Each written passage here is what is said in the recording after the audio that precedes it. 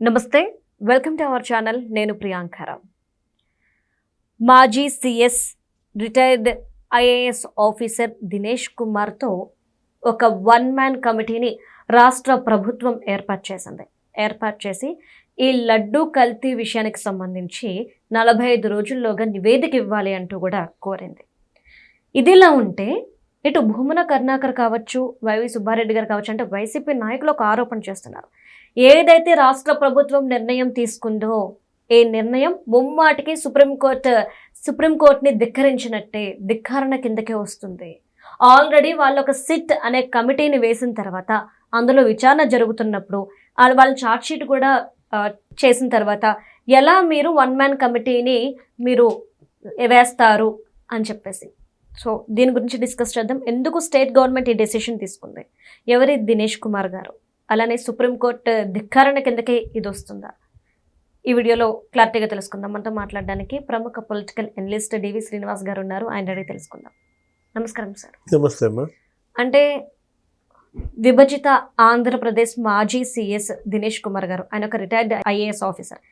ఏంతో one man కమిటీని ఇప్పుడు రాష్ట్ర ప్రభుత్వం ఏర్పాటు చేసి 45 రోజుల్లోకి నివేదిక ఇవ్వండి అని చెప్పేసి అంది.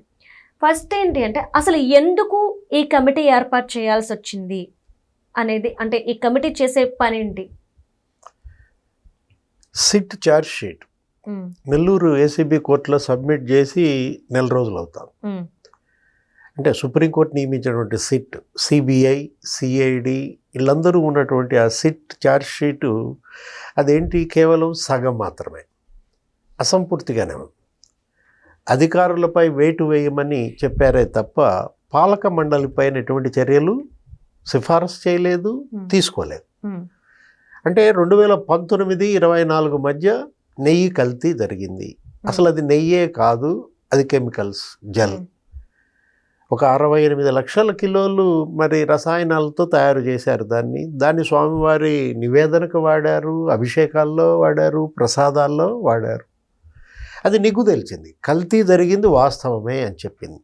ఆ కల్తీకి కారకులు ఎవరు, బాధ్యులపై చర్యలు తీసుకోమని ఒక 11 పేజీల నివేదిక సిట్ సపరేట్గా ప్రభుత్వానికి పంపింది. ఇంతవరకు దేశ చరిత్రలో అనేక స్పెషల్ ఇన్వెస్టిగేషన్ టీములు ఉన్నాయి. ఆ సిట్లు అనేక సందర్భాల్లో వేశారు. మద్యం మీద సిట్ ఉంది, నెయ్యి మీద సిట్ ఉంది, చాలా చోట్ల. మరి ఆ ఇన్వెస్టిగేషన్ టీమ్స్ ఛార్జ్ షీట్ ఇవ్వడం వరకే పరిమితం. ఏ గవర్నమెంట్కి స్పెషల్గా చర్యలు తీసుకోమని నివేదిక ఇవ్వలేదు. ఆ 11 పేజీల నివేదికని స్టడీ చేసినటువంటి క్యాబినెట్ చంద్రబాబు ఆ రోజే చెప్పారు, ఏమని, దీనిని కమిషనర్ ఆఫ్ ఎంక్వైరీస్కి ఇస్తామన్నారు. ఆ కమిషన్ ఆఫ్ ఎంక్వైరీస్ ప్రకారం ఇవాళ మరి ఈ కమిటీని ఏర్పాటు చేశారు. అంటే అధికారులతో మరి కుంభకోణమా, నాయకులపై ఎటువంటి చర్యలు తీసుకోమని సిఫారసు చేయలేదు కాబట్టి మేము శుద్ధపూసలు అంటున్నారు. జగన్మోహన్ రెడ్డి ప్రెస్ మీట్ కూడా అదే మాట్లాడాడు. వీళ్ళంతా అదే తీసుకున్నారు. ఎన్టీ సుబ్బారెడ్డి కానీ, భూమన కరుణాకర్ రెడ్డి కానీ దోషులు అని చెప్పలేదు. సుబ్బారెడ్డి పిఏ జైలుకి వెళ్ళాడు. అతను మరి ఎవరి బినామీ అనేది తేల్చాలి. అతనికి 13 ప్లాట్లు ఉన్నాయన్నారు. అతని అకౌంట్లో 4 కోట్ల మరి 60 లక్షలు ఎటుపోయిందో తెలియదు. ఇవన్నీ బయటికి రావాల్సినట్టు. నేను అన్నది అదే, సిట్ ఇచ్చినటువంటి ఛార్జ్ షీట్ అది అసంపూర్తిగా ఉంది, అది ఫైనల్ ఛార్జ్ షీట్ కాదు. అసలు దానిలో ఎన్ని పేజీలు ఉన్నాయి, ఎంత భాగం బయటకు వచ్చింది, ఇదంతా ఈ 1 రోజుల్లో మనం డిబేట్ల మీద పుంఖాలు అటు ఛానల్స్ కానీ ఇటు ప్రెస్ మీట్లు కానీ మనం చూసాం. పోటాపోటీగా వీళ్ళు ఏం చేశారు, రాజకీయం ఏంటి, అసలు సిట్ ఛార్జ్ షీట్ ఏంటో ఏముందో తెలియక ముందే ఆయన హోమం బిగించేశాడు. తిరుపతిలో ఎవరు, భూమన కరుణాకర్ రెడ్డి నిందా పరిహార హోమం ఏదో ఫ్లెక్సీ పెట్టి రాక్షసులుగా పవన్ కళ్యాణ్ చంద్రబాబును చూపిస్తూ ఈయన యాగం చేస్తున్నట్టు, వాళ్ళు రక్తం పోస్తున్నట్టు అక్కడ తెలుగుదేశం వాళ్ళు ధర్నా చేశారు, గొడవ అయింది. దానికి కౌంటర్గా తెలుగుదేశం వాళ్ళు వీళ్ళందరూ ఏం చేశారు, అసలు రాష్ట్రం మొత్తం ఫ్లెక్సీలు పెట్టారు. ఇది సిట్ చెప్పింది, కల్తీ నెయ్యి అంటూ వాళ్ళు ఏదో రాశారు, ఒక్కొక్క సబ్జెక్టు పాయింట్ వారీగా పెట్టారు అన్ని చోట్ల. దాని మీద అంబటి రాంబాబు ఇక మొత్తం ఈ వైసీపీ వాళ్ళంతా ఒక ధర్నాలు, వాళ్ళు వెంకటేశ్వర స్వామి గుళ్ళల్లో పూజలు, సంప్రోక్షణలు, మొత్తం జోగి రమేష్ కానీ అంబటి రాంబాబు కానీ వీళ్ళందరూ రాష్ట్ర వ్యాప్తంగా. జగన్మోహన్ రెడ్డి మాత్రం చేయాల. ఏ గుడికి ఆయన వెళ్ళా, ఆయన అసలు పూజలో పాల్గొనాలా. గుడికి వెళ్ళాలంటే మళ్ళీ డిక్లరేషన్ ఫామ్ ఫిల్ చేయాలి సార్. అంటే ఇతను ఆడేవాడు కాదు కదా, ఆడిచ్చేవాడు. ఈ ఓకే. బొమ్మలందరినీ ఆడిచ్చేవాడు. అతనేంటి బూతులు తిట్టాడు. ఎవరు? అంబటి రాంబాబు. ఆ ఫ్లెక్సీ తీయకపోతే నేనే తీసేస్తా. అయ్యో, మీరు బూతుల గురించి అంటున్నారు. ఉండవల్లి గారు మీరు ప్రెస్ మీట్ చూసుంటే అసలు ఎప్పుడు అన్పార్లమెంటరీ లాంగ్వేజ్ అంబటి రాంబాబు గారి నోటి నుండి రాదు. ఎరా ఒరే అంటారు కానీ ఎప్పుడు ఒక మాట కూడా అన్నారని ఆయన స్టేట్మెంట్ ఇచ్చేశారు, అంటే ఆయన్ని సర్టిఫికేట్ తిట్టడం. ఇచ్చేశారు. బహుశా ఉండవల్లిని ఏనాడు బూతులు తిట్టి ఎరగడేమో అంబటి రాంబాబు. ఆయనే క్షమాపణ చెప్పానని వాళ్ళు చెప్తున్నాడు కదా.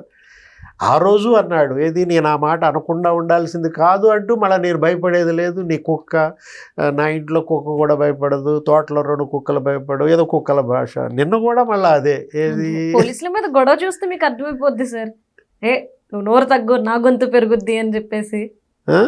ఒక కుక్కకి, ప్రతి కుక్కకి ఒక రోజు వస్తుంది అంటాడు. అంబటి కుక్కకి కూడా ఒక రోజు వస్తుందని. అంబటే అంటే అసలు ఎవరన్నా అంబటి కుక్కకి ఒక రోజు వస్తుందని పక్కాడంటే అది వేరే విషయం. నీకు నువ్వే కుక్కగా పోల్చుకోవటం ఏంటి? ఆయన ఏమైందో నాకు అర్థం కాల. సరే, ఆయన వయసు 70 ఏళ్ళు వచ్చాయి. ఇక ఏదో మరి కొంత వయసు వచ్చిన తర్వాత జరిగేటటువంటి మార్పుల్లో భాగంగా చూడాలా.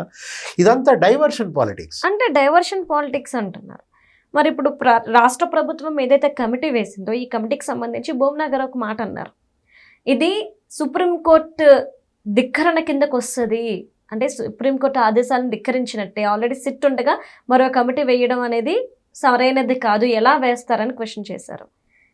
ఆ క్వశ్చన్కి సమాధానం ఏంటి సార్? అంటే వాళ్ళు చెప్తున్నారు కదా, కమిషనర్ ఆఫ్ ఎంక్వైరీస్ చట్టం 1952 ప్రకారం కమిటీ ఏర్పాటు చేసేటటువంటి అధికారం రాష్ట్ర ప్రభుత్వానికి ఉంది, క్యాబినెట్కి ఉంది. ఓకే. నెక్స్ట్ ఆ వాదనలో బలం ఉంటే, ఇప్పుడు భూమన కరుణాకర్ రెడ్డి, బొత్స, ఇది సుప్రీం ధిక్కారం అంటున్నారు కదా. సుప్రీంకోర్టు నియమించిన సిట్టే రాష్ట్ర ప్రభుత్వానికి ఒక నివేదిక ఇచ్చింది. ఆ 11 పేజీల నివేదికని అధ్యయనం చేసిన రాష్ట్ర ప్రభుత్వం ఈ నిర్ణయాలు తీసుకుంది. ఇప్పుడు రాష్ట్ర ప్రభుత్వ పాత్ర దీనిలో ఉండదు అనుకుంటే సిట్ మరి స్టేట్ గవర్నమెంట్కి ఎందుకు ఇచ్చింది? ఈ క్వశ్చన్ వీళ్ళు ఎవరిని అడగాలి? స్టేట్ గవర్నమెంట్ని కాదు అడగాల్సింది, సిట్ని అడగాలి. లేకపోతే ఇంకెవరిని అడగాలి? సుప్రీంకోర్టుని అడగాలి. అంతేగా. మీరు నియమించిన సిట్టు ఏ రకంగా 11 పేజీల నివేదిక గవర్నమెంట్కి ఇస్తుంది? ఇస్తే మీకు ఇవ్వాలి అని సుప్రీంకోర్టు. గమ్మత్తు ఏంటంటే సుప్రీంకోర్టు మౌనంగా ఉంది. జరుగుతున్న పరిణామాలను కామ్గా అబ్జర్వ్ చేస్తుంది. ఇంకా వేరే కేసుల్లో తీవ్రమైనటువంటి వ్యాఖ్యలు చేస్తుంది, కానీ దీని గురించి ఇంకా స్టడీ చేయాలి. దీనిలో బాలాజీ సెలవుపై వెళ్ళాడు. ఆ ఫైనాన్స్ ఆఫీసర్ ఉన్నాడు కదా, మొత్తం ఈ డబ్బులన్నీ విడుదల చేసే ఆర్థిక మంత్రి. ఒక రకంగా చెప్పాలంటే టీటీడీకి అతనే ఫైనాన్స్ మినిస్టర్ అనమాట. ఆ బాలాజీ సెలవుపై వెళ్ళాడు. నెక్స్ట్ ఆయన పైన వెయిట్ వేశారు. ఎవరు? సింఘాల్. ధర్మారెడ్డి రిటైర్ అయి ఉన్నాడు, మరి అతన్నే ఇంకా పిలిపించాల. అంటే నేను అన్నది అదే, సిట్ ఛార్జ్ షీట్ కానీ సిట్ విచారణ కానీ ఇంకా ఫైనల్ కాల. ఇప్పుడు ఈ commission Dinesh Kumar strict officer, ఆంధ్రప్రదేశ్కి సిఎస్గా చేశారు. ఇప్పుడు రాష్ట్రం విభజన తర్వాత ఐవైఆర్ కృష్ణారావు, ఆ తర్వాత దినేష్ కుమార్, వీళ్ళందరూ సిఎస్ఎల్గా చేసిన దీంట్లో ఈయన కూడా 1 సంవత్సరం ఎంతకాలం పనిచేశారు. ఆయన ఎంత స్ట్రిక్ట్ అంటే ఇంతవరకు 83 బ్యాచ్, సీనియర్ ఐఏఎస్ 83 బ్యాచ్, ఇంతవరకు అతనిపైన ఒక మచ్చ లేదనమాట. అటు ఫుడ్ డిపార్ట్మెంట్కి చేశాడు, ఆహార శాఖ, సివిల్ సప్లైస్కి పనిచేశాడు సెక్రటరీగా. అంటే ఇంత స్ట్రిక్ట్ ఆఫీసర్ని కమిటీ వేశారని భయపడుతున్నారా? లేదు. ఈ కమిటీ పరిధేంటి? ఏం చేస్తుంది? టెండర్ నిబంధనలు ఎవరు మార్చారు? ఎందుకు మార్చారు? ఇంతకుముందు మీరే స్ట్రిక్ట్గా పెట్టారు. 800 కిలోమీటర్ల పరిధిలో డైరీ నెయ్యే కొనాలన్నారు. ఆ నిర్ణయం తీసుకున్న 5 రోజుల్లో ఎందుకు మార్చారు? 800 కిలోమీటర్ల పరిధి ఎందుకు పెట్టావు? ఈ లోపు డైరీల్లో ఉన్నదే నెయ్యి కొనాలని ఎందుకు నియమించావు? అంటే ఆ ట్రాన్స్పోర్ట్లో ఆ 800 కిలోమీటర్ల నుంచి వచ్చే నెయ్యి మాత్రమే శుద్ధంగా ఉంటుంది, లేకపోతే చెడిపోతుందని.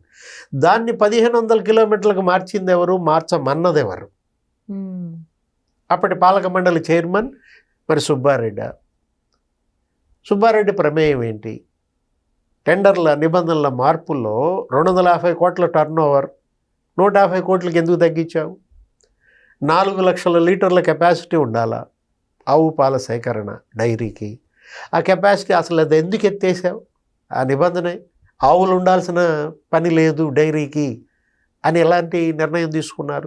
ఇదంతా కూడా స్కామ్ చేయడం కోసమే నిబంధనలు ఇలా మార్చారు అంటూ ఇప్పుడు పాలక మండలి దాన్ని పాత్ర.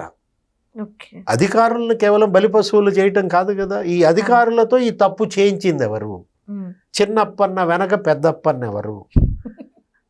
చిన్నప్పన్న అరెస్ట్ చేసినప్పుడు మరి ఆయన పిఏ ఎవరి దగ్గర పిఏగా పనిచేశాడు? ఎవరైనా పిఏ చేస్తాడా? పిఏతో చేస్తారా? పిఏతో చేయిస్తారు కానీ పిఏ ఎందుకు చేస్తాడు సార్? ఒక టైం బౌండ్ ప్రోగ్రామ్ పెట్టింది. ఎంత 45 రోజుల్లో వీళ్ళు నివేదిక ఇవ్వాలి. ఈ కమిటీ ఇవన్నీ అధ్యయనం చేసి ఆ యాక్సిస్ బ్యాంక్ లావాదేవీలు మరి సుబ్బారెడ్డి దినేష్ కుమార్ కమిటీ కన్నా ఇస్తాడా?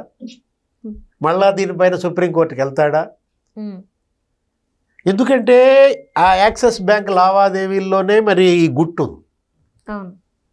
ఆ గుట్టు బయట పెట్టేటటువంటి కమిటీగా మరి దినేష్ కుమార్ చర్యలు ఎలా ఉంటాయి? దానికి అధికారాలు కూడా విస్తృతంగా ఉన్నాయి. వాళ్ళు రికార్డులన్నీ పరిశీలించవచ్చు. వాళ్ళు అడిగినటువంటి ఆ రికార్డులన్నీ కూడా టీటీడీ అయినా పాలక మండలి అయినా చైర్మన్లు అయినా సబ్మిట్ చేయాల్సిందే. 45 రోజుల తర్వాత ఏం జరుగుద్ది? వాళ్ళంతా ఫిబ్రవరి 21, 22, మార్చి 20 లేదు ఏప్రిల్ 1 ఏప్రిల్లో జైలుకి వెళ్ళడం తప్పదా? సుబ్బారెడ్డి, భూమన కరుణాకర్ రెడ్డి, చెవిరెడ్డి భాస్కర్ రెడ్డి. ఎందుకంటే ప్రత్యేక ఆహ్వానితులుగా వీళ్ళనే కొనుగోళ్ల కమిటీలో పెట్టిన నేపథ్యంలో ఇవాళ మరి వీళ్ళ ముగ్గురు జైలు తప్పదా? ఇది నీకు ఏప్రిల్ కల్లా తెలిసిపోతుందా? Right. Thank you so much sir. నమస్తే.